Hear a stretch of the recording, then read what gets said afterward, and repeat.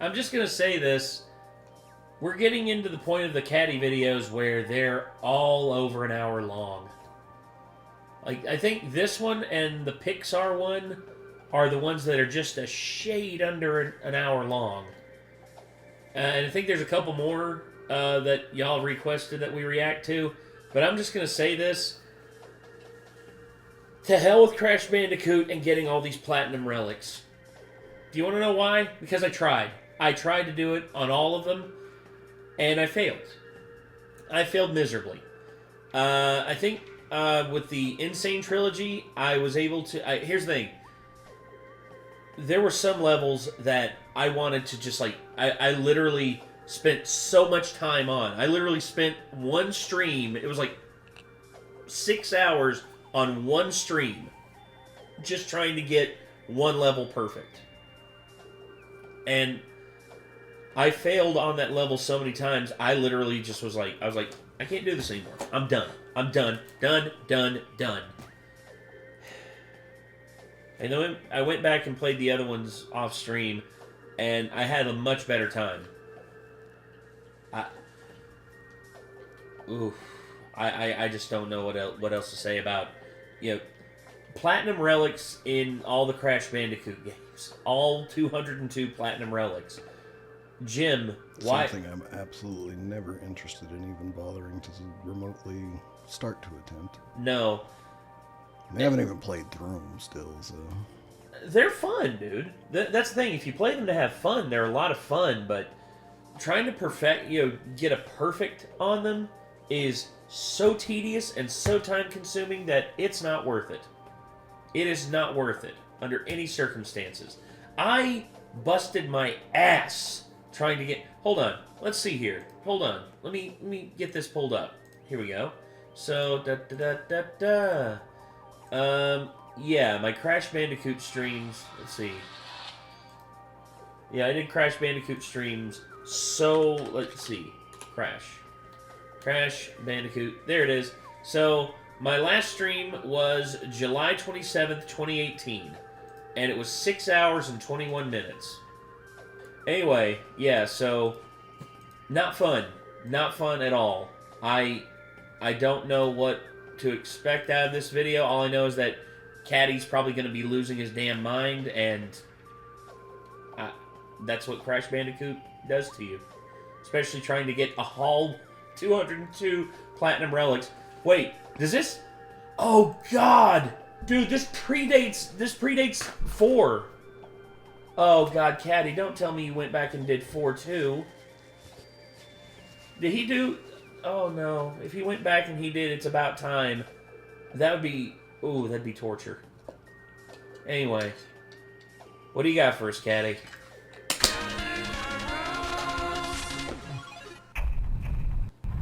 And so I said to the vicar, I'm not a man, I'm hungry. You know what? I'm really starting to like you now, Bricks. I don't think I ever want to leave lockdown. That's good because you can't. Oh, hello, welcome to my show. I'm Caddy. And when I'm not busy committing treason in America, you'll most likely find me playing Crash Bandicoot games. yeah, that's all I ever do with my life. I'm either playing Crash or being an American traitor. I'm sure by this point, a lot of you know my deep, uncomfortable love for the marsupial. I mean, last year I even did a video making a tier list rating all of his butts from every game he's been in. Terrible suit. But for anybody new here, well... Hi! On my channel in 2018, I decided to label every June of every year as Bandicoot Month, where my channel briefly goes on a Crash deviation to celebrate everything and anything to do with Crash. Including his buttocks. Creases. You see, if it weren't for Crash, I probably wouldn't be here making videos. Crash 3 Warped was the first game I ever played. It was the introduction into the games industry for me. And since then, I followed Crash through thick and thin. It's a good way to enter. Month to talk about him. Okay, that video was late. So yeah, even though the world has still turned into bricks outside, that's not going to stop this train. So welcome, lumpies and germs, and to Bandicoot Month 2020. Oh, my neck. Why is it in June, though?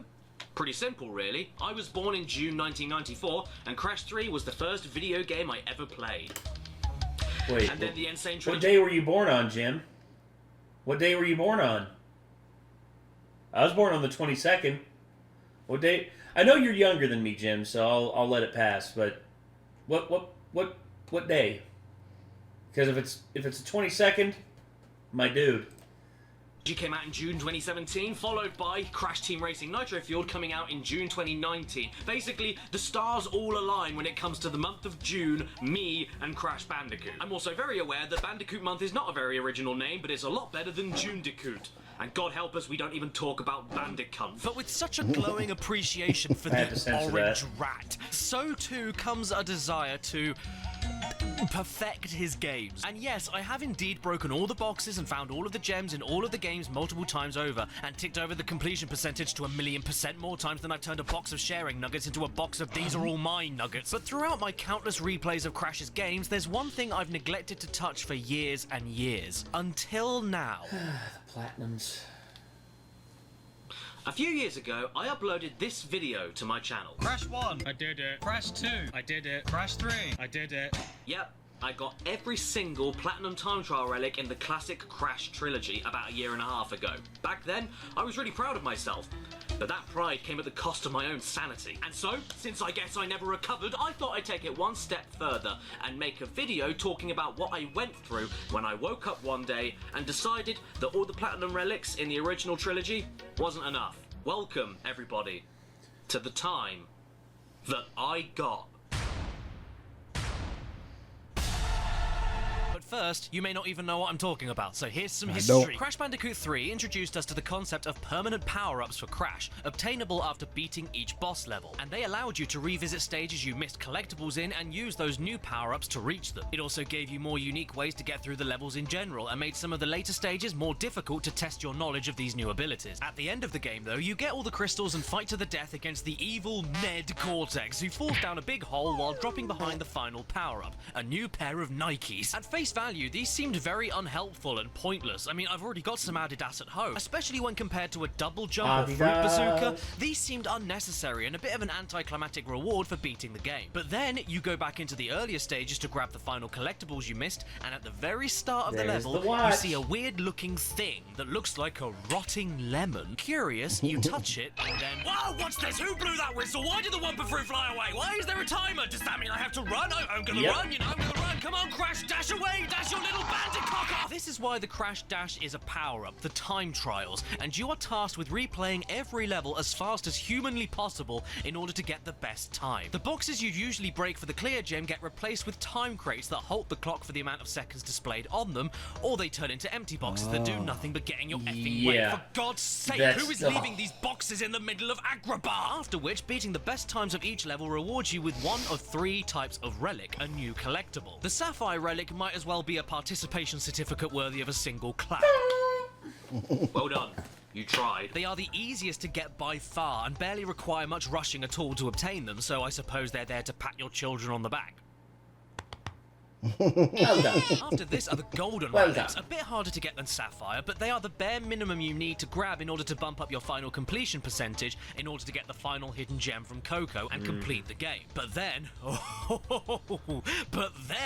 there are the Platinum Time Trial relics. These are another beast entirely and the subject of today's video. To get the Platinum relics, it requires you to know the stage inside out. Not just the best routes to take for shortcuts across the terrain, but the best way to get around enemies, to exploit certain obstacle timings, to use all your power-ups, to pick up Aku Aku hit point masks and sacrifice them at the right moments while keeping him for other moments so that you can go invincible after you get 3 of him. It's more or less speed running as a standard gameplay mechanic. Oh, what's that, kids? You can't play that well? Tough shit, go away. This orange kite wasn't good enough for you anyway.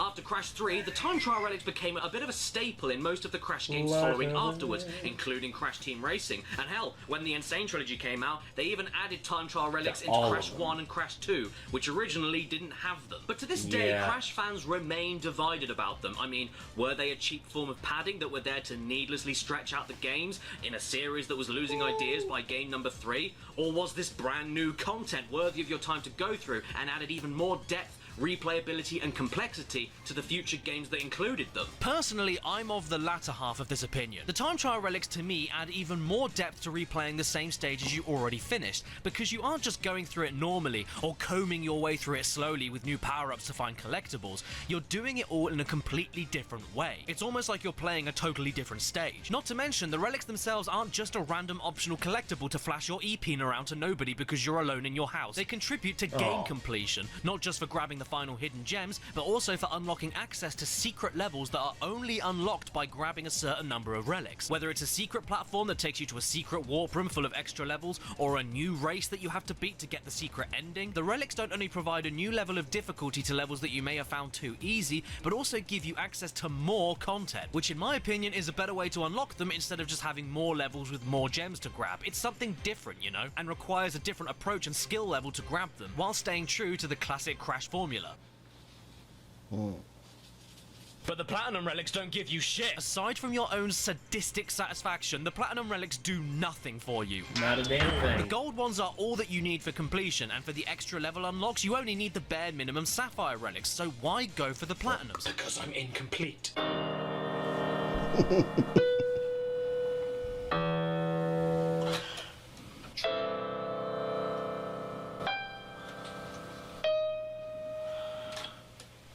The title of this video isn't lying.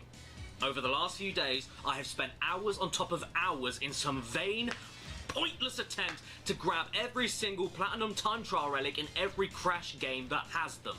Every single one. This is one of the hardest things I've ever had to do in any game I've ever played. Full stop. You guys think that playing the Insane Trilogy regularly is the Dark Souls of platforming games? You don't know anything until you've seen what I've seen. And shut up! And stick it in your chin. And just so I can get the entire internet off of my back before I'm called a filthy liar, This is my save file for Crash 1 Insane, and here are all 27 Platinum Relics. Here is my save file for Crash 2 Insane, and here are all 27 Platinum Relics. Here is my save file for Crash 3, and here are all 31 Platinum Relics. Here is my save file for Crash Team Racing, and here are all 18 Platinum Relics. Here is my save file for Wrath of Cortex, and here are all 30 Platinum Relics. Here is my save file for Crash Nitro Car, and here are all 13 Platinum Relics. Here is my save file for The Huge Adventure, and here are all 20 Platinum Relics. Here is my save file for Entranced, and here are all 24 Platinum Relics. And for Crash Nitro Car GBA, for some reason, doesn't have a tally anywhere, but trust me, here are 3, 6, 9, 12 out of 12 Platinum Relics. This, Good trust God. me, totals up to 202 Platinum Relics. 202 literal perfect run-throughs of stages as fast as possible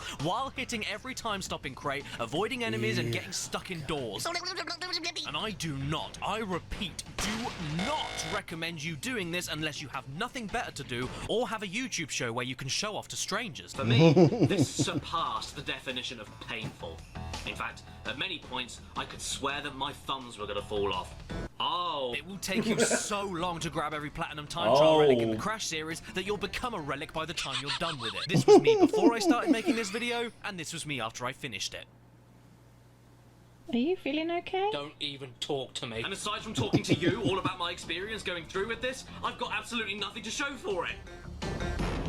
So I made myself a badge. But I mean, there's only so many different ways I can say over and over again, get into Platz is diffy, so I won't go on about it in a general sense anymore. Instead, I thought it would be fun to go through miniature top 5s in no particular rating order for the hardest Platinum Time Trial Relics to get in each and every game that has them. Not counting Crash Bash, by the way, because those relics aren't from doing any time trials, Fuck they Crash don't use Bash. time crates, they take far too long to unlock, and because Crash Bash makes me want to die. They also Fuck didn't Crash bother Bash. giving time trial relics to Crash Tag Team Racing, which I really don't understand since it's already a racing game. But there is actually one hidden relic in the game that not many people know about. All you gotta do is play the game for 10 minutes, get bored of it, put it back on the shelf and leave it there for the rest of your life. After this, it eventually becomes a relic itself. It's also worth mentioning that for this video I'll be using the remake versions of Crash Team Racing and Crash 3, because they're more or less exactly the same thing as the originals and just look nicer. Plus in some cases they're even harder, so I wanted to challenge myself a little bit.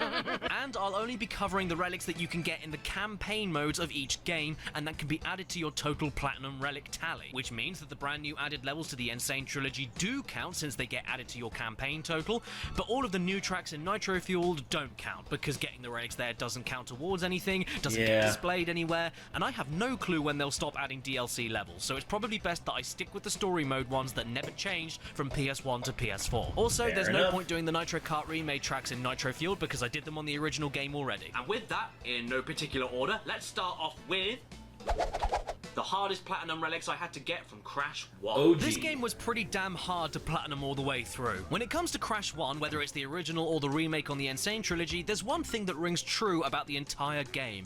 It isn't supposed to be rushed. It's 4-play Bandicoot. Because of that, when Vicarious Visions added relics to the original Crash for the remake, just because they could, they didn't even bother to add the Crash Dash as a power-up, because the game is simply not built for it. However, this doesn't mean that the Platinum Relics still aren't an utter prick to grab, because with the game's platforming itself being built around patience, that doesn't translate to running through the stages as fast as humanly possible.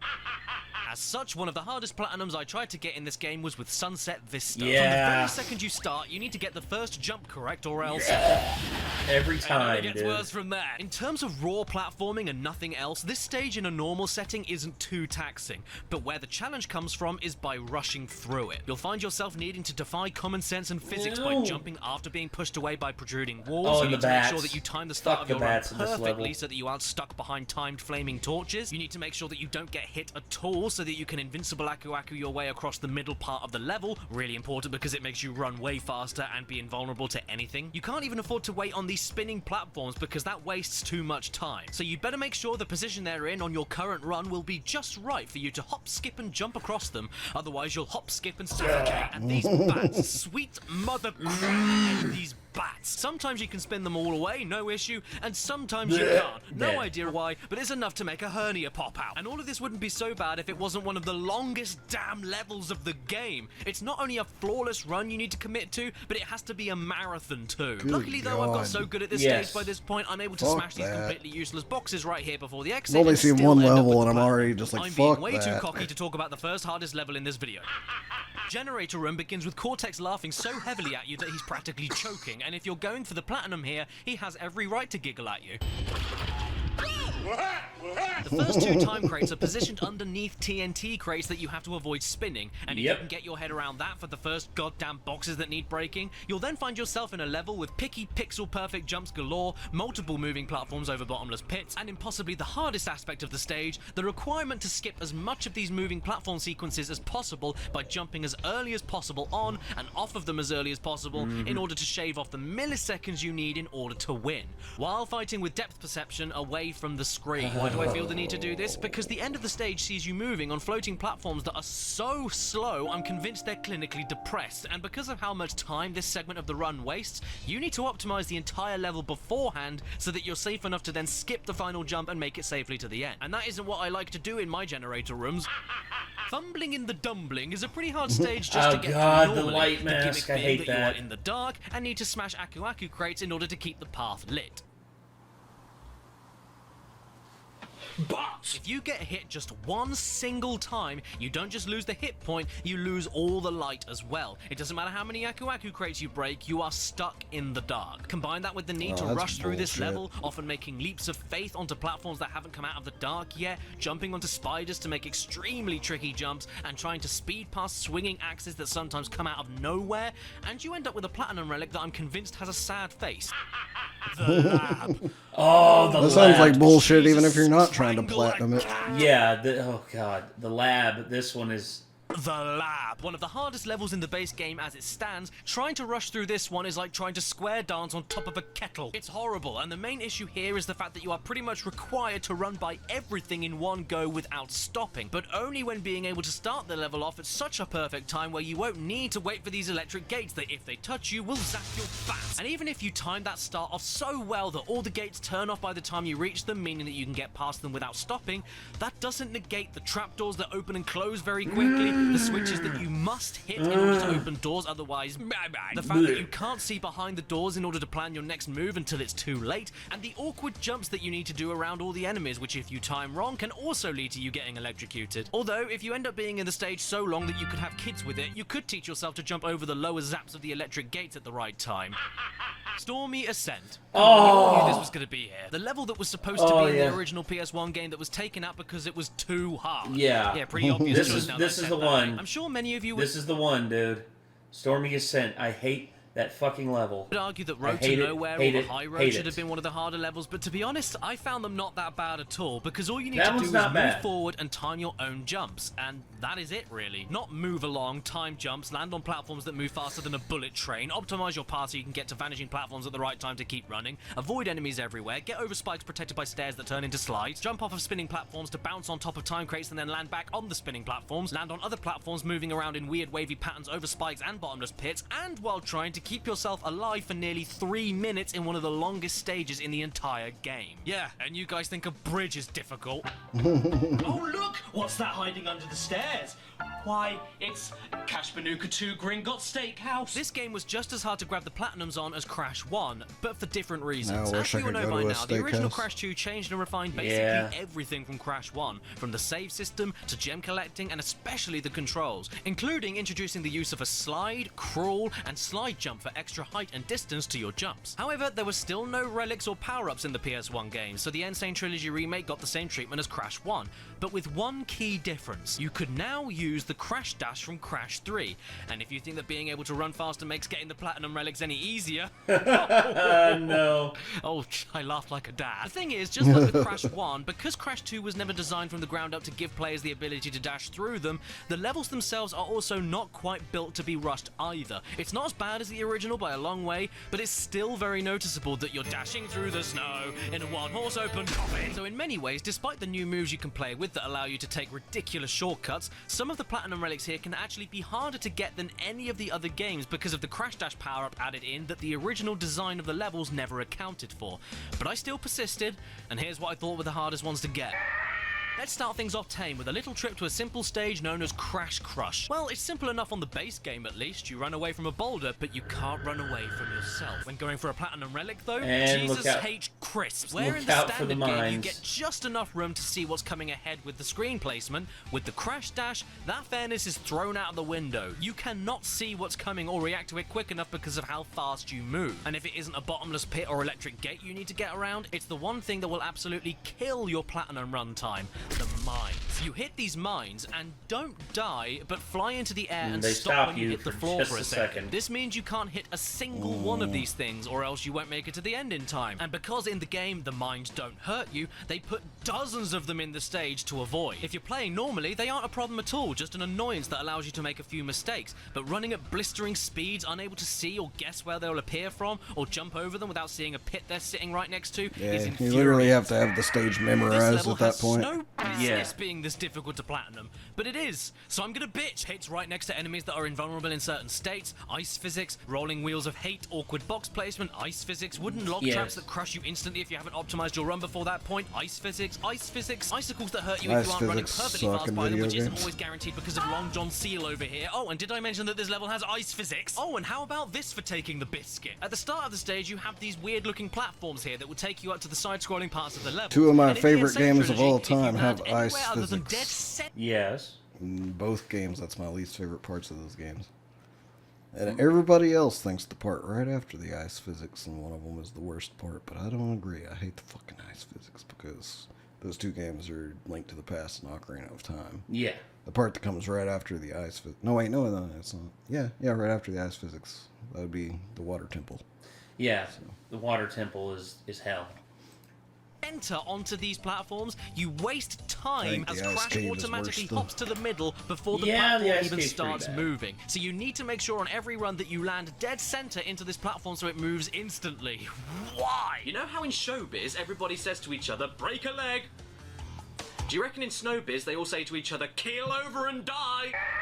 Hanging out, unlike its namesake, isn't very relaxing and doesn't lead to anything sexy. You begin having to deal with a windy sewage tunnel that the camera isn't fast enough to catch up with you on, meaning that you can't really see the rolling barrels of acid or the robots barreling towards you like they just saw the ice cream van. That isn't the worst of it though, because this level requires rushing as fast as possible during these monkey bar segments, which are unbearably awkward when you realize that in order to get the platinum, you cannot stop once during these moments. See this? Yep, even if you stop for that long, you're screwed. So the very second you jump onto those metal grates, your positioning and timing needs to be absolute during the monkey swinging and before you reach the monkey swinging. So if you have a pinpoint perfect run in the platforming moments, but started the level at the incorrect millisecond, by the time you reach these bars, the timing of these robots is out of whack and you won't be able to rush by without stopping or dying. Which, by the way, if you want the relic, you can't do. And there's no Aku Master sacrifice for this, until this part, where I then used it on the nitro crates, making me unable to rush by the electrified water, meaning I wasted too much time and didn't get the platinum. Damn, this was a hard one. Ruination makes this mini list not because of the tricky platforming, the enemies, or the explosive crates, because truth be told, they aren't too difficult to get around with the incredibly blocky and straight level design. It makes it on this list for two reasons only. One, the timing of getting around the flaming tiki heads without stopping and waiting. God damn, it's so precise. They must have eaten a barbecue for lunch. And two, very annoyingly, these singular 3 platforms right here near the end of the stage. Trying to jump from each of these with slippery physics, multiple directions they move towards and away from the screen, and moving while they're off screen so that you have no idea where to position your next jump until it's too late, sucked all the fun out of running this stage. You could have had the most flawless run and avoided all of the bastarding tiki head flames from pure luck, but just because you failed this bit near the ending, you've got to start the whole stage again. I don't think I need to explain why Totally Bear is on this list, because, this fucking well, bear. look at it. But in case you can't see, let me spell it out.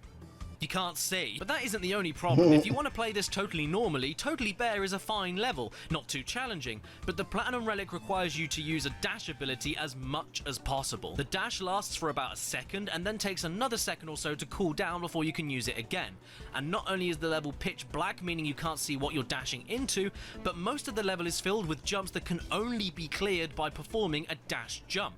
So you need to decide in the middle of the dark if you're going to dash right now and then not have a dash ready for a jump that needs it, or don't dash right now and end up wasting too much time while you save the dashing only for the jumps that need it. Look, you're riding a baby polar bear towards a husk of nothing. I shouldn't need to explain why this is hard. I'm not in core. This then moves us on to Crash 3, the game that introduced the time trial relics in the first place and gave us the Crash Dash for the first time. So logically, you'd think that because the game was built with the Crash Dash in mind, everything from this point onwards would be much easier. Wishful thinking! To be fair though, in terms of difficulty, I'd say this was one of the easier ones to fully platinum, purely because it was designed to be rushed to a certain extent. It's still not easy, God no, but compared to the others, it's not as bad. And by the way, again, yes, I am using the Insane Trilogy version of the game for the sake of consistency in this video. And if anything, because of some of the physics and vehicle control changes in this version, this is arguably the hardest way to get all the platinum relics anyway, so you're welcome, internet. Oh great, what's that? It's my ego. Anyway, I think it's high time we get this list started. I'm ready for this, let's go! Damn you! Fireman. High time sees you travelling through the world of Arabian Nights as you hop along magic carpets that won't stay still to screw up your jumps, and you'll run straight into the jaws of fire, caused by the locals throwing all of their rubbish out of the windows. I guess this means they drink petroleum. These two elements are enough to mess up the most perfect of runs, and the irritating thing is that they occupy most of the stage, and are both built around a looping AI that no matter how hard you try, will never be exactly the same on each attempt, causing you to miss countless jumps.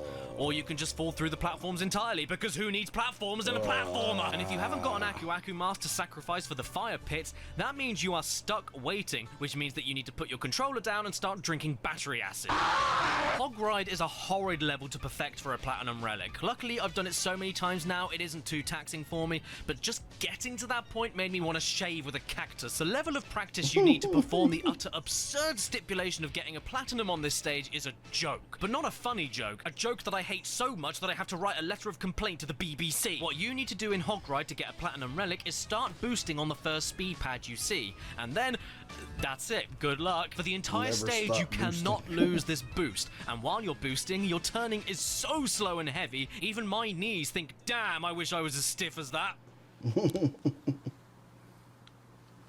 If the road were empty, it would be there. fine, but it isn't. There are other racers looking to nudge into you and ruin the boost, ramps that if you go over will ruin your boost, and police cars that peacefully sit there and do nothing, which, let's be honest, is not realistic at all. The time crates as well, they all need to be broken to get the relic, but they're positioned in places where you need to preemptively turn into them and then preemptively turn out of them to slip through the gaps that are just about as wide as your bike. And by the way, the edge of the road also ruins your boost, so Hog Ride in essence is a tightrope walk on a motorbike. Yeah, it doesn't even matter if you wait behind the starting line for ages for all of the other racers to leave the track. You still have to deal with some of the tightest, flawless driving you'll ever experience in any game. And yes, all of the future bike levels are a piece of cake compared to this one, because they have moments where keeping your boost going is impossible, and time crates that are in the air that you have to ramp jump over, which will ruin your boost. So you have no choice but to slow down, but can still get the platinum. Here though, nah, you got to keep the boost going for the entire thing, and it's also harder on the Insane trilogy than on the original game because of the control differences. Hog Ride? At this point, I prefer riding a hog,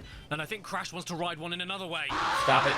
Sphinxinator. What a boneheaded troll of a stage this is to Oh, platinum. right. I mean, At it the starts back. with you needing to ignore the clock, head backwards, fire at the clock with your bazooka from a distance, and then hit the crates that were originally behind you because now they've become time stoppers. After that, Really? it's just That's you such and a the whim of troll. the stage, subjecting you to whatever it feels like at whatever time it feels like. Sure, there are some skill-based elements you can master to cut down the seconds, like Death Tornado spin gliding across these moving platforms to skip them, or working out how to get by this awkward stack of TNT crates sandwiched between time crates. Particularly annoying since you can't tank through here and need to save Aku Aku for the final invincibility stretch at the end of the level. But the rest of it, so Beck help me. Where do I begin? Fast-moving platforms that leave too big of a gap to skip quickly unless they're timed perfectly. Closing doors that stay shut for ages unless you time your run through perfectly. Flamethrower men whose left and right pattern changes by the millisecond depending on how well your run has gone up to that point. Ice physics across oily floors that also have giant block traps falling from the ceiling. Most of the platinum relic here is just luck. So, good luck. Luckily, our next level doesn't rely on luck, but that doesn't make it good. Hot Cocoa is the most unique Anything that level in the relies on entire luck in a series game, for one I'm just reason. like, nah, It's I'm non-linear. good, You have to usually. search for a nitro detonator box hidden in the level in order to clear the row of nitro crates blocking the exit, and Aku Aku isn't a thing that can cheese it for you. So you need to find the best possible route of hitting enough time crates on your way to the detonator and on your way back to end the level. You can't hit too many on the way there, or you'll have none on the way back. There's like 70 boxes that you can choose from, and multiple directions and angles you can take. There's a lot to consider when picking the most optimal route for you, and this wouldn't be so bad if the jet ski controls weren't as bad as my self-esteem. I've been over this before, but it bears repeating and grinding into dust. The jet ski controls are the worst part of the Insane trilogy as a whole, and where they far from affect my love for the game as it stands, when trying to get the platinum relic for Hot Cocoa, it's borderline unplayable. You skim and slide over the water with the most slippery controls imaginable and with a stupidly wide turning circle, so when your route involves being up close and personal with multiple mines or nitro crates, by the end of your run you would have learnt a brand new language full of naughty words and phlegm. The time limit is call it so sailor tight talk. too, so you end up experimenting with different routes, which means different timings of different moving mines and different angles across different ramps, and it's so easy to miss every box or to hit the ones you really didn't want to hit. Hell, I could barely hit the time trial clock half the time before even starting the stage. Look at this. The best God. time I could get legitimately was right here, only overtaken by the glitch run I did ages ago where you could do this. And trust me, after only a few tries of Hot Cocoa, you will be tempted to do this. But if you want to see the route that I figured out legit, try copying it for yourself. It's right here. Not that it will save you from the controls though, but it's something, right?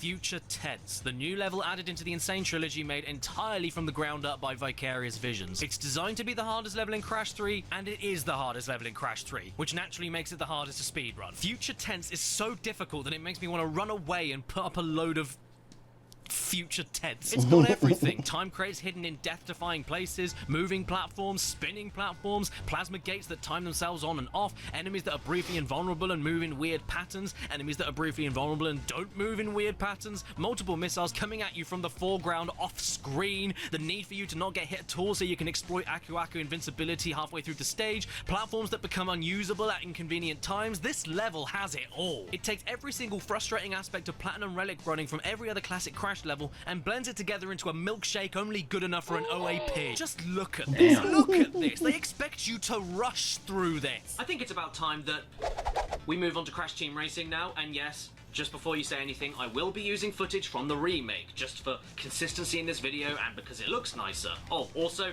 it's the same designed tracks, and it's got the same time crates. It's the same game, just it looks nicer and controls a little bit differently. Plus, with the insane speeds you can reach in this version, I think some of the relics are harder to get on PS4 anyway, because it's way too easy to totally overshoot jumps and fly over the boxes. I made getting the relics harder for myself, again. Yeah, I know. No need to bow down, it's fine. I've got kids here that already do that for me. This game, personally, I ended up finding one of the easiest to platinum, which I really wasn't expecting. Still not easy, far from it, but much easier than the other games by quite a long way. When Crash Team Racing originally rolled around, I don't think anybody expected them to bring the platforming collectathon elements of classic Crash over to the kart racing mechanics, but they damn well did. Not for the regular races, but for the extra challenge races you unlocked after earning the main game trophies. One of those challenges of which being the time trials, rewarding you with the same time trial relics as the previous games. The objective here is the same: rush through the track as fast as possible, but with 3 very important differences. Firstly, you don't unlock a new speed turbo power-up or anything, you just need to perfect the mechanic of drift boosting and use it as much as possible, which is kind of a pain when you need to aim accurately at the time crates while you're doing it. Secondly, time crates are everywhere, so many to the point meaning that you'll have to ignore some crates and save them for different routes on future laps. And thirdly, hitting all of the crates rewards you with a 10-second deduction, which is a massive bonus,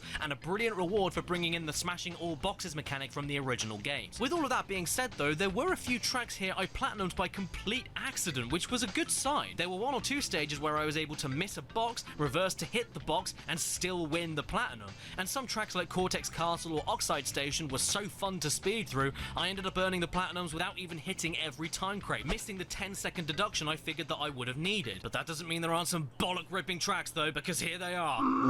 First off, Coco Park. Oh. You left. Coco Park is without a doubt the easiest track in Crash Team Racing. It's big, wide, and has no sharp turns at all. But going for that platinum relic for me proved to be quite the tickler, all because of one fatal flaw: the final hill of the course. The amount of times you will try and fail to fly off the edge of this hill to grab these boxes to the left is unfathomable. I've tried multiple speeds from multiple angles, and it still seems like total luck to me. And this single Sekiro-level jump hiding in the easiest course of the game isn't all. There's also time crates hidden behind the same hill on the ground that you will never be able to see or aim towards before jumping off of the hill that you will need to do to get the boost. You will drive by these things at least once, even if you have a rough idea where they'll be, and on an easy track, missing these really few boxes makes you feel like a complete idiot. And I'm not an idiot, because my mummy told me I wasn't. Engine's Lab. This is an awkward-ass track to race in while trying to boost constantly and hit all the time crates, mostly due to the endless 90-degree turns and crates hidden behind other corners that you can't quite see around until it's too late. Also, at the end of the lap, you get given a ton of 3-second crates all stacked up in a grid, and I, for the life of me, cannot figure out the best strategy to smash them all efficiently without wasting time within the first 2 laps. I wasn't able to get the platinum even by starting the race reversing into them. However you look at it, it's unintuitive and feels like a pointless hurdle that you can very easily mess up, costing you the platinum relic. I also really hate the way the PlayStation logo sticker throbs whenever you speed boost. It's very distracting, and it made me fall off this end of the track at least 6 times. By the way, that's another thing. This track puts too many boxes right on the edge of bottomless pits that you cannot fall in, but still somehow you have to speed past. What is this? Blizzard Bluff is only hard to platinum for one reason, and anybody who's played this stage knows what I'm about to say. 2 words. This f***ing jump. Yep. Oh wait, that's 3. This is it. This is the only reason this stage is such a chore to get the platinum relic on. I mean, I suppose the ice physics can be kind of annoying, but those issues pale. They squeal in comparison to this bumbling piss stick of a jump right here. You not only have to be going as fast as humanly possible beforehand, which means not getting squashed by this stupid stone, but you also have to be boosting while controlling yourself on ice physics so that you don't crash, while hitting all of the time crates placed in such a way that I swear it was designed to point and laugh at me even when I got the jump correct. I'm playing as Gorilla Monkey Anus Face for this one. Papu Papu is many things. He's a belly, he's a terrible boss fight, he's a laughing stock, Papu want in action to lay boom down big, and he's a stereotype. But he has his own racetrack in Crash Team Racing, one of my favorites in fact, Papu's Pyramid. But getting the platinum relic for it makes me want to snap my own neck while I'm screaming out loud. First of all, you've got to go around the track as fast as possible, which makes sense, it is a time trial, but if you go too fast, you'll fly straight over the only chance you have to hit certain time boxes. Secondly, you've got to perform a very awkward jump right off of the edge of the track in order to hit a clump of boxes going against common sense, and with it being at a ridiculously weird angle that's very easy to mess up. Thirdly, this stage is guilty of the crime of placing some of these crates in the most dangerous and downright silly of places that are not only immensely difficult to hit while driving quickly, but even harder to hit without being instantly killed by the traps placed right next to them. Get out of my face and let me race before I fold you up and shove you into a green pipe, dick. You all saw this one coming, right? Sewer Speedway? Yeah. I'd say this level is the hardest one to Platinum Relic by far, and it's on the first world of the adventure mode, so well done to whoever chose to put it there. The easy culprit alone for why this track is so difficult is, of course, that horrible shortcut jump that you have to land at least once to grab a load of hidden time crates. But that's not actually what I dislike about this level, believe it or not. Check it, I can perform this jump nearly every single time I try it. Once you know you need to take the ramp before it, dead straight before you jump after performing a boost from the inside of another pipe, it's really not an issue. What I have an issue with is the ditch-like level design that doesn't work too well with the camera and hides time crates in its crevices so well that you will miss a good handful of the crates on your first few attempts. The camera in this track likes to screw you over more than anything else, actually. One of the first jumps hides a box on the ground after you land that you just have to guess the position of as you land. There are crates hidden behind the corners of some of the edges of the sewer pipes, and there's even these 3 crates here that can't all be hit on the 3 laps because of the shortcut lap you need to take that avoids them. So hitting all of these alone is enough of a pay. I could also complain about the giant toxic barrels that roll back and forth just slowly enough that predicting what edge of the tunnel you need to be on is a pipe dream. But more egregious to me is this box. This singular box. Right here. Looks very easy to get, doesn't it? Well, you won't get it. Approach it fast, you miss. Approach it slowly, you miss. Approach it straight, you miss. Approach it crooked, you miss. Approach it while jumping, you miss. Approach it while not jumping, you miss. To this day, I still have no idea how to hit this crate without the will of God, and whenever I do hit it successfully, that run is later ruined by the toxic barrels and other hidden boxes cowering in the curves of the half pipe that I can't quite see around. And then after all of that, I had to Platinum Relic every level in Crash Bandicoot The Wrath of Cortex. So my day was going great. Wrath of Cortex is a very polished game that has no flaws whatsoever. You see these neon feather reflections? You see... No, it's a pretty game for the time, but it has its flaws. Also, it retreads on a lot of the stuff that came before in the previous 3 games. I beat it. I played Wrath of Cortex, and I enjoyed it. But by comparison to my enjoyment for the first 3 games, I still give this like a 7.5, 8 out of 10. Whereas I give the first 3 games like 9s and 10s. See this falling down animation activating when being burned in lava? You see these floating eyes after a pitfall death? Yeah, all of that was clearly intentional. If you were to class this game as Crash 4, which I suppose it is in Japan, then this is the official final Crash platformer with the exact same mechanics and gameplay structure as Crash 3. With that being said, getting the Platinums here was thoroughly unenjoyable, because the levels are either way too difficult or way too easy and totally boring. There's no in-between with Wrath of Khan. There were tons of levels that I could have picked for this mini-list. I would say Smokey and the Bandicoot for the uncontrollably slippery Jeep controls, but the time limit for the Platinum is so generous you can basically rush through it while missing a ton of time crates. I would say Crash Toroids because of how quickly you can blow up. I would say Avalanche for that nightmare sequence of speed snowboarding down a hill, totally unable to see which time crates you need to hit. And I would say Banzai Bonsai for the much heavier platforming style of Coco, making things just a little bit harder than necessary. But all of these things didn't end up making the cut, so these levels I picked will go to show you how buggered they are for getting a Platinum. Cortex! The Gauntlet. I mean, the level is named after exactly what it is. It's a gauntlet, a giant trial of seemingly endless obstacles, enemies, and death traps that will turn you bald. The timings of the obstacles are annoying time wasters when you approach them wrong. You need to keep as many Aku Aku Masters on you as possible to survive some of the enemy attacks when you are unable to defend yourself, and there's no feeling quite like making it to the very last corner of the gauntlet only to press yourself into a pancake. Cortex! Coral Canyon, a water level in a game where all of the water levels suck the life out of me. I majorly dislike the water levels in Wrath of Cortex for how overly spacious everything is, and yet despite that, how suddenly enemies and instant death traps can appear because they come from the other end of the screen that isn't even visible because the level is so huge. And that's the biggest problem here, trying to rush these levels with enemies appearing from thin air, thin water, while trying to figure out where the hell the time crates even are because you don't get enough of a view of the level on a single screen. Oh, did I also mention that most of this level takes place in a submarine that really needs to go on a diet? In this thing, you don't only move like a tank, but you are a huge target, can barely attack fast enough to react to the hundreds of enemies, and the metal casing gets completely obliterated if you so much as touch a goldfish. That, and here's a bugger, when you're out of the sub, did you know that the fast swim move you have, you know, to fast swim,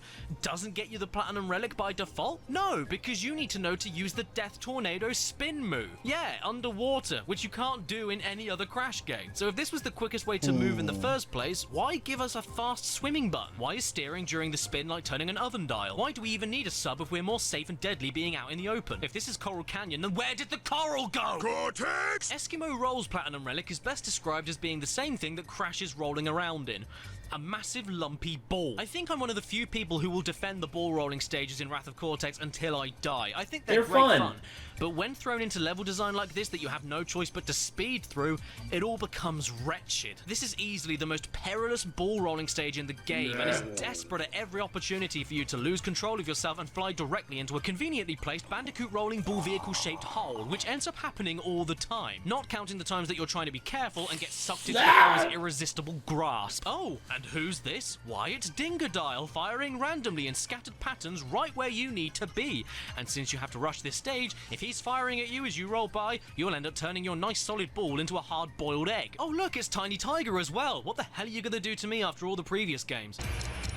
Block. Oh god, don't nudge me. That's my one weakness. Cortex! Here we are attempting a Platinum Rush in Gold Rush, one of the longest damn stages in all of Crash 4, which in itself is already a problem if you fail on any one of the number of tricky platforming segments and the doomsday obstacles in your way, because you've got a marathon of a stage to get back through in order to try again. It also has some very interesting physics, but the biggest flick in the nuts when it comes to Gold Rush are the utterly absurd stipulations you must comply to in order to make the Platinum Relic work. You see these areas here? Taking into account that this happens to you if you fall from the monkey bars, do you think that means that this is the fastest way you have to get around them? No! In fact, the game expects you to figure out that you need to glitch by the out-of-bound areas with post-hit invincibility from Aku Aku in order to walk on areas usually impossible to reach so that you can skip the monkey bars. This is the only stage that allows you to do this with pits that could usually kill you even if you've got an invincible Aku Aku mask on. How dare you do that, What Crash? the hell?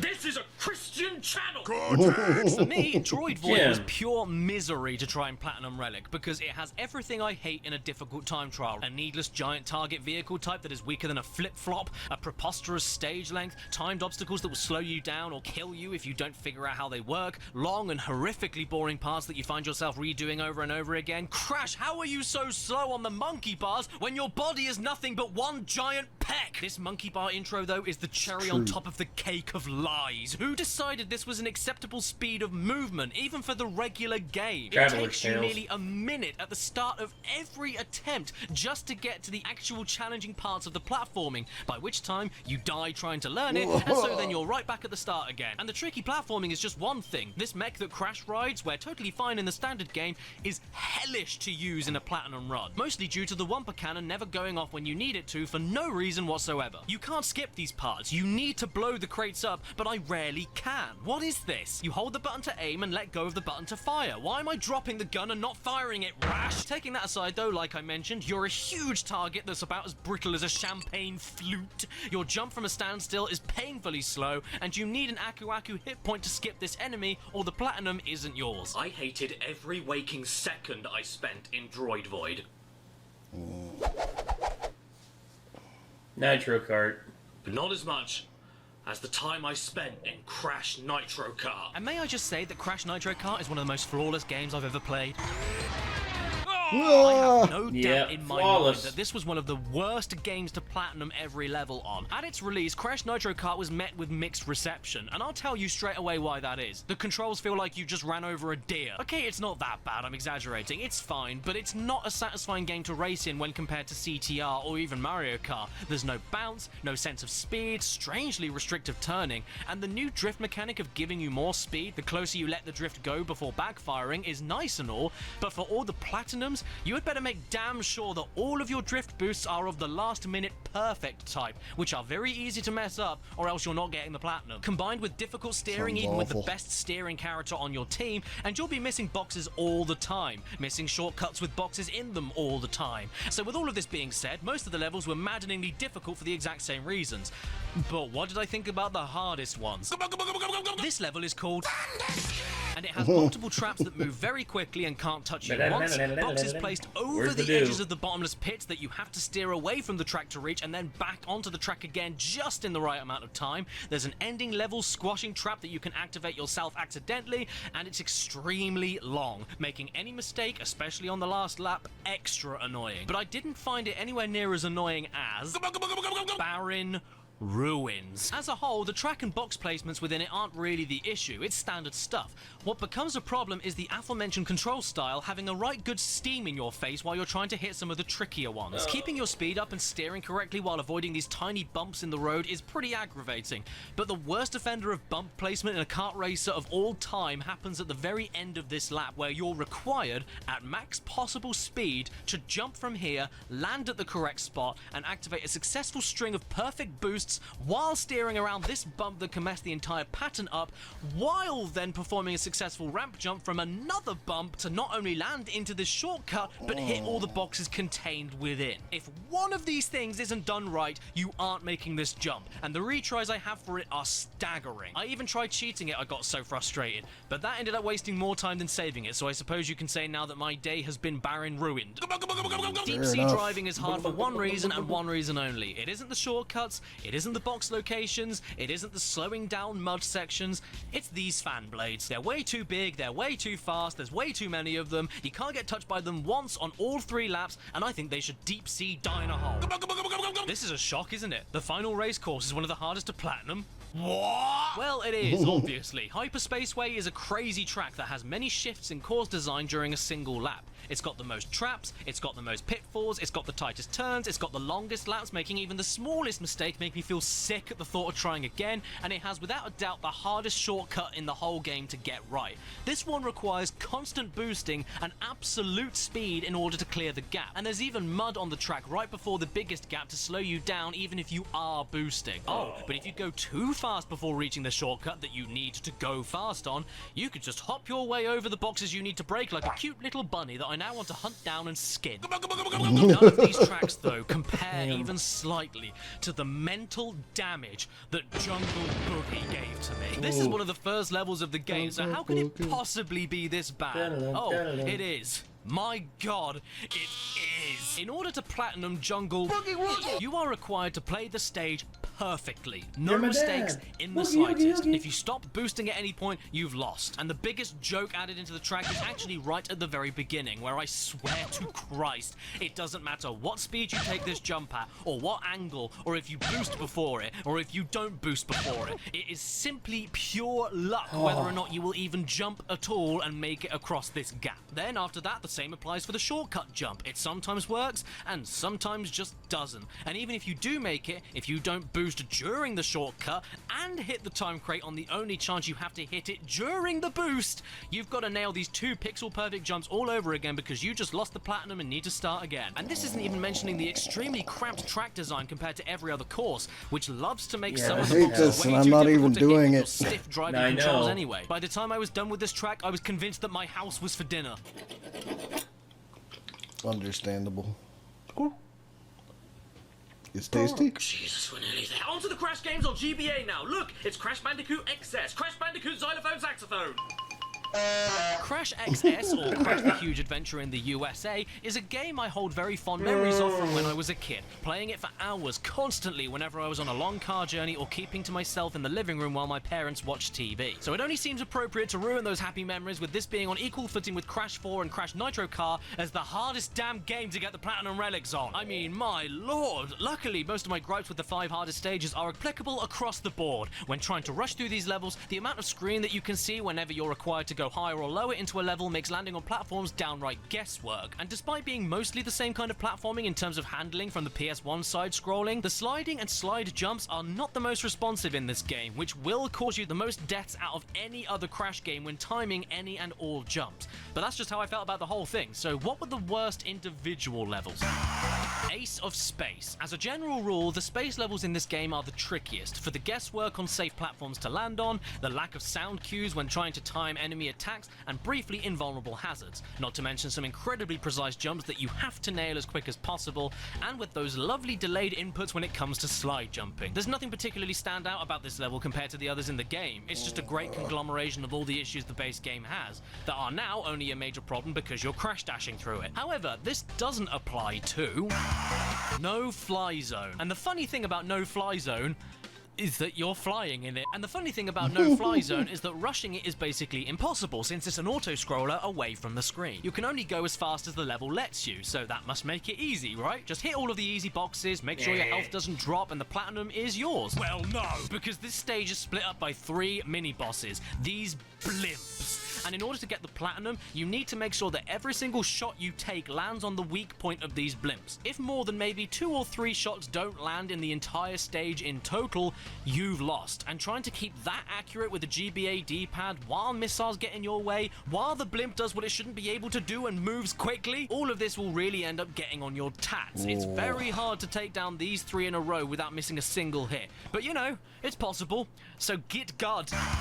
Snow Job is the grossest name for a level I've ever heard, and an absolute nightmare to get the Platinum Relic on for more reasons than the universal ones when it comes to how Crash XS handles. Because now you have to deal with a lot of extremely fast ice physics colliding with the unresponsive slide jumping, and even more displeasingly, a giant, endless, downright cruel section of you needing to run towards the camera on the back of a polar bear while holding the boost button. While the game throws a nuclear assault of insta-kill obstacles and enemies your way that you will not see until it's already too late. The GBA just can't keep up with you, and it's absolutely fine when running at a normal pace, but while boosting, it's practically unplayable. Where am I going? Where will the next time crates be? What's going to kill me in the next millisecond, and why does it last so agonizingly long? I reckon by the time it takes you just to get by this one section of the level, you could have had a snow job of your own. The final countdown.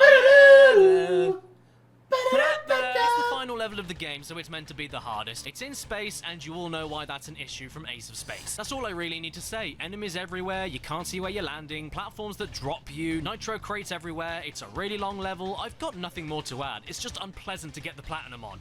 But not as unpleasant for me as the second grossest name for a level I've ever heard right after Snow Job, Drip Drip Drip, which will either make you think of something very naughty or a bad tribute act to Wet Wet Wet. Getting a platinum in this stage, this dirty dishwater of a stage, was easily one of the least enjoyable things I've ever done in a Crash game, and why it was so unenjoyable was because as a whole, it's not that difficult, so I felt like a moron every time I restarted. But the amount of restarts, my god, you'd never believe the amount of my restarts, minutes? all because of one thing. One seemingly easy and insignificant thing that ended up giving me recurring nightmares for days after getting the relic.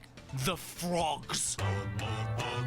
These frogs are the worst enemy in any Crash game, hands down, all of them, because even if you know they're coming, even if you memorize every location of them, they will kill you if their stomachs so much as look at you a little bit funny. It doesn't even matter if you're spinning while they land on you, their stomachs are just that hench that Crash can barely stand to touch them, and when rushing from left to right on a screen crunch GBA game, you'll never see them leaping from off camera until you've already been murdered by them. Sometimes jumping in advance doesn't even help because you could jump straight into their stomachs and die that way in mid-air. Plus, the stage spams them repeatedly throughout the whole runtime. And they're just frogs. They're frogs in a flat and boring sewer stage. It shouldn't be this hard, and it does nothing but make me feel stupid for dying on it so many times.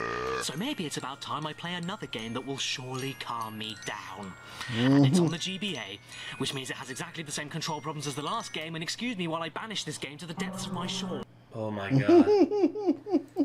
Ugh, this video is too long, man. Crash Entranced is the sequel to Crash XS, also on the Game Boy Advance, and surprise surprise, comes bundled with exactly the same issues as the previous game when it comes to Platinum Relics. But it also has 2 new power-ups that work great in the standard game, but when put into the time trials cause nothing but problems. Get a load of this. If you hold L and press R, you do a super slide, an uncontrollably fast slide that will make you slide off more ledges than anything else. If you hold L and press jump while standing still, you do a super jump, a stupidly hard high jump, for sure, but one that goes so high that you can't see where you're going to go, can't see where you're going to land, doesn't protect you from whatever's above you, and gives you practically no distance. What button do you think you have to hold to do the crash dash? L. So if you're dashing and stopping your tracks for a split second before committing to a jump, if you're still holding the dash button ready to start running again, you'll instead rocket into the air and escape the atmosphere.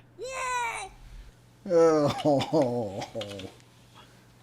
Oh, wow, this is a great angle. Or on the other hand, if you need to slide during the dash, you won't do the normal slide. You'll instead do the super slide because you're already holding the dash button to run fast. It's confusing, it's disorientating, and some part of me tells me that the devs realized these flaws because getting the platinums here as a whole wasn't actually that bad at all. The time limits were really generous, so I think they must have felt a bit guilty. Saying that, there were still some bastard levels though, so let's dive into them.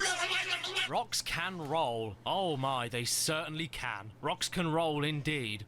Right off the edge of the level. I'm gonna defend these levels for a second as well. Yes, I like them. Not as much as the Wrath of Cortex ones, but for isometric ball rolling on a GBA, this felt really satisfying to get right. You can even hold A to use it as a brake to get more control back. This mechanic in itself makes these stages 10 times more playable, and helps out a lot with the time trial since they stop you wonderfully from flying off of the edge if you think you are rolling too fast. What I have a problem with when trying to rush these stages is, well, everything else. Aiming at time crates moving at 1,000,000 miles an hour is a pain, rolling barrels hidden behind the isometric view of a half pipe are a pain, insta-kill electric gates that don't have a clear pattern on when they turn on or off are a pain, slightly wonky hit detection is a pain, the occasional slowdown moment is a pain. Whatever way you look at it, this level is a pain.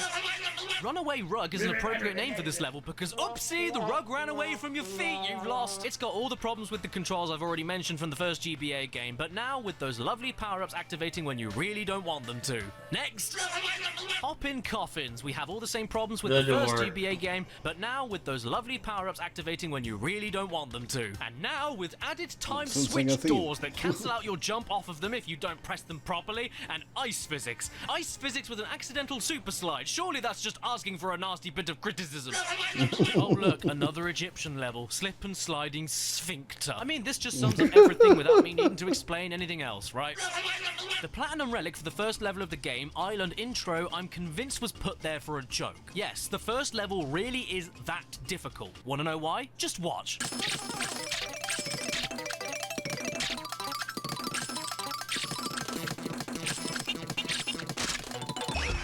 Did that run seem pretty seamless, like it couldn't be improved? Well, according to the game, it could, because I just achieved a gold relic time. Yes, to platinum the first level of Crash 2 Entranced, you need to be so perfect that you're literally shaving off microseconds with each attempt you try. The level isn't long, the level isn't hard, but getting that platinum took me more retries than any other level in the entire game. And it makes me feel like Coco's angry monobrow. And finally, it is Crash Nitro Kart on the GBA, which is not a port from the PS2 version because the GBA could not handle that.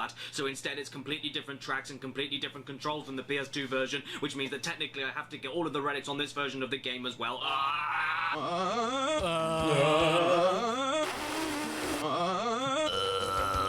Okay, just to be serious for a second, I actually can't pick any one of these stages as the hardest because, to be completely honest, they're all basically the same in terms of challenge, and that challenge isn't very high to begin with. As great as this game is, the tracks are of course limited due to the GBA, so aside from different cosmetics and a few left to right turns that are different, all the races here feel practically the same, especially when it comes to relic races, because the boxes can't be placed anywhere that created to begin with, and shortcuts aren't really a thing in this game. All of this considered means that Nitro Kart GBA was the easiest game to platinum for me by a long way, and picking the 5 hardest levels just seems somewhat impossible because it's like comparing this flat square and this flat rectangle in the original Mario Kart. Like, aside from extremely minor differences, they're all basically the same track, and whenever something stands out, it's usually extremely mundane. Oh my god, it's a gap! Nothing more to say. This one was a piece of cake to complete on platinum, and if you haven't tried this game out even regularly, I recommend it. It's really good. Just don't pick a heavy speed character for the relic races because they're a bit lumpy-dumpy and love to miss all of the boxes. Oh my god, is that a tight corner? That's it! 202 platinum relics in the bag. My Crash love quota for this year is completely full. I'm done. No more. Bye, everybody. I'm gonna go and get some fresh air after that. Oh, I can't. The world is still bricks, so I guess I'll just fall asleep right here.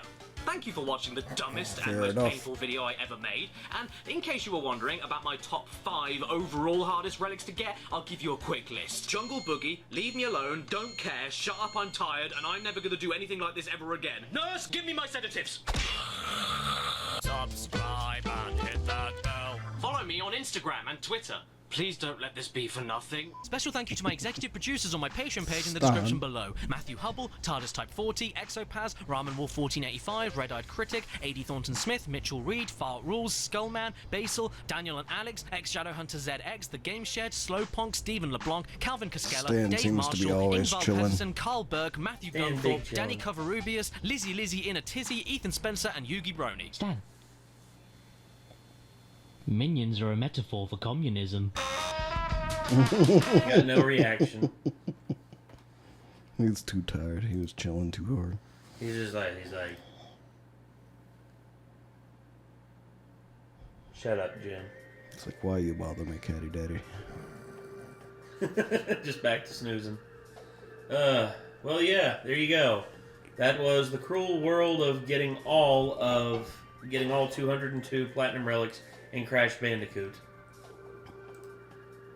Jim, please tell me, you didn't do Crash 4, did you?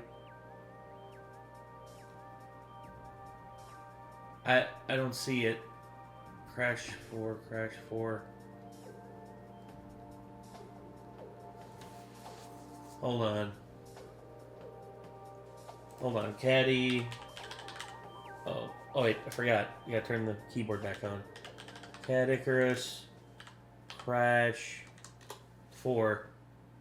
Oh my god, he did it. The miserable world of completing The Crash worst Bandicoot. Crash Bandicoot to complete.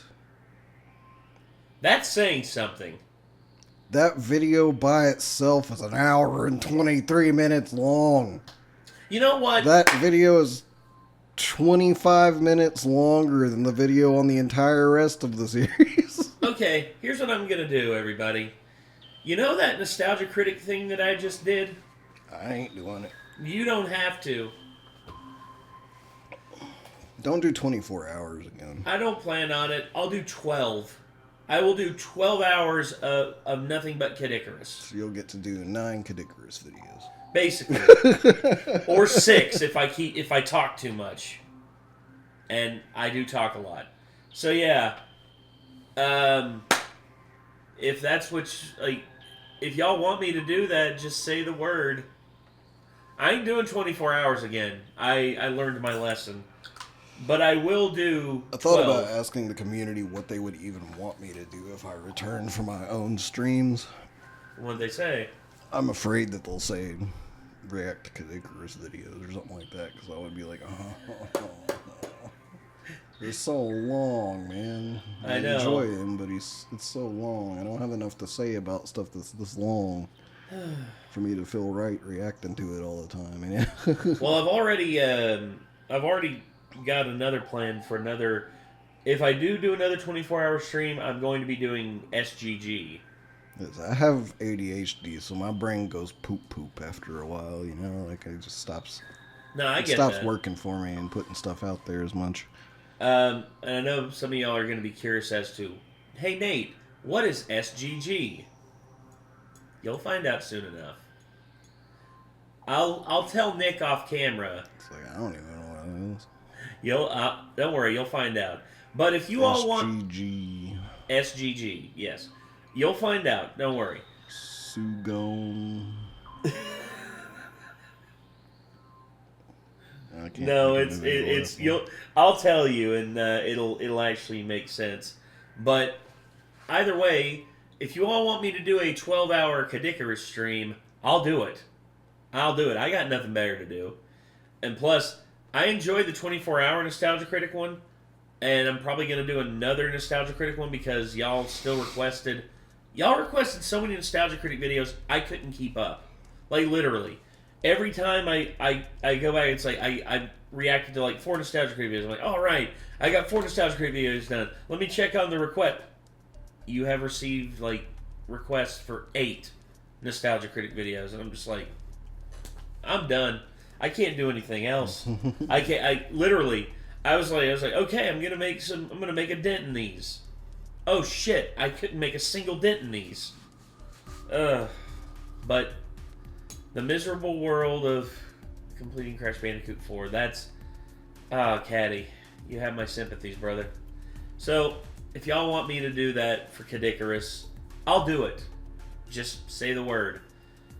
But for now, everyone, I'm gonna be ending it here. By the way, if any else smart asses say, like, in response to my earlier question of, I thought about asking the community what I should do for streams, and you're like, get all the platinums and Crash Bandicoot, shove it up your ass. Exactly. Ain't fucking bent. No. Get bent. No. Ain't happening. I like having fun when I play video games. I guess that's just how it is. It's like, the worst thing I will do is play From Software titles. You ain't getting me to do more than that. Well, FromSoft, he can beat the shit out of some FromSoft games. Like him going through Sekiro. He got frustrated with Sekiro, yeah, but he beat it. I still rage quit on a couple streams, but I did beat it and got all the endings. Oh, yeah, you did. You kicked ass, dude. Oh, yeah.